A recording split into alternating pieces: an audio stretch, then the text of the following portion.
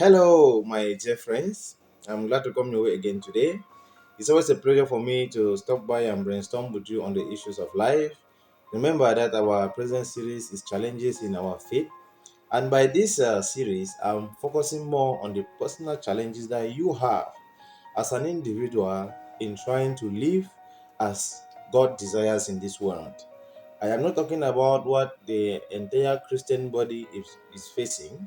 I'm talking about your personal relationship with God. The challenges that you're having, and to this point, I've been telling you that one of the things that were omitted when we were yielding our neck to the cross was that they did not tell us that persecution is waiting for us. There is no way you can be a child of God in this world that we know is so evil, in this world that we know a lot is going wrong, and you alone wants to be different and not have people that will try to push you to do what everyone is doing. If you doubt me, just try to organize your wedding without a wedding gown. You will see a lot of pressure coming against you, because the standard is that you must you must put on a wedding gown, you must be in suit.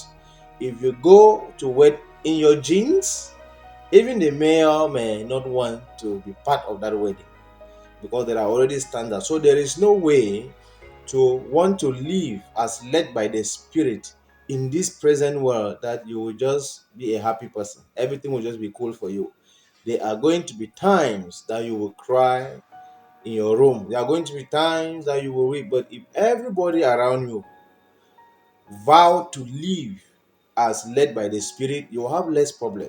But since in many cases, right in your family, you are likely the only person who have chosen to live that kind of life, that everything you do, you have to consult God. As Jesus said in John 5:19, that as I see the Father doing, that is what I do.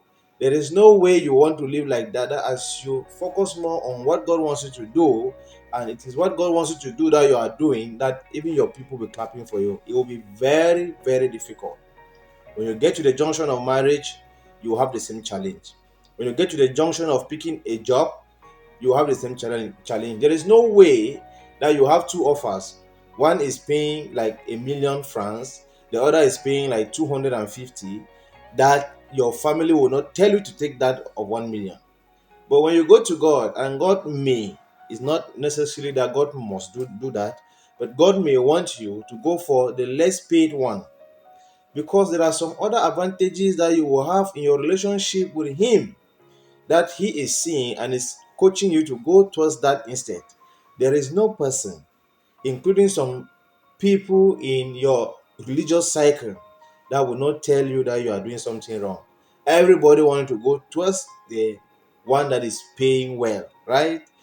Even at the junction of traveling abroad, you will meet the same choice. It's always choose to be on the lost side or be on our side. If you decide to be on the lost side in this world, note this: spiritual things are only understood by spiritual people. You cannot be explaining a spiritual instruction to a carnal person or to a natural person and expect them to understand. So it is but very normal that you will have contradiction. It did not start with you. Jesus himself, it is said of him that he suffered the contradictions of sinners. So at the point of yielding your neck to the cross, we were supposed to be told this, that there are a lot that is waiting for us as we start this journey.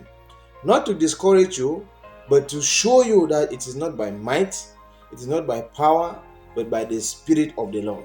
When you are psychologically prepared, you will not have been complaining the way you have been complaining, murmuring the way you have been doing, because you already knew from onset that it is not going to be a smooth ride. When the people of God left Egypt, they did not just jump into Canaan, they passed through the wilderness, right? 40 years in the wilderness. It was not a sweet journey, but they had to go through that way. And when they make challenges, they complained. Why? Because when they were leaving Egypt, only Canaan was magnified to them, a land flowing with milk and honey. They did not tell them that they were going to face this and this and this in the wilderness. So one of their downfall is that they also did not prepare psychologically. Okay, my dear friends, I wish you all the best. Bye bye.